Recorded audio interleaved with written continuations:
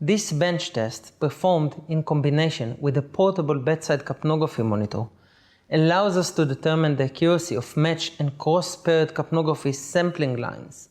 The main advantage of this technique is that it can be used to directly compare the accuracy of multiply capnography sampling lines under consistent, controlled testing conditions. Capnography sampling line accuracy evaluation is essential for a variety of clinical settings in which accurate and reliable end-tidal carbon dioxide measurements are vital to understanding a patient's ventilatory status. To calibrate the tensile testing jig, in the tensile testing jig software, set the load cell selection to 100 kilograms and the load parameter to 10 kilograms.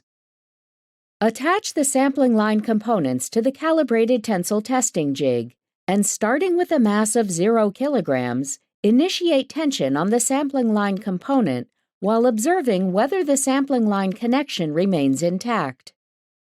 If the connection remains intact, automatically and continuously increase the tension until the subparts break or disconnect, recording the maximum tension exerted before the break occurred.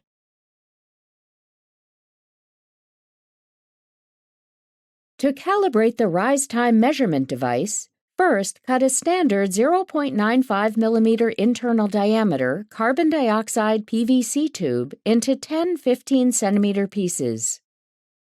Next, turn on the air compressor, jig controller, and power supply, and open the carbon dioxide gas flow. Attach one of the 15 cm pieces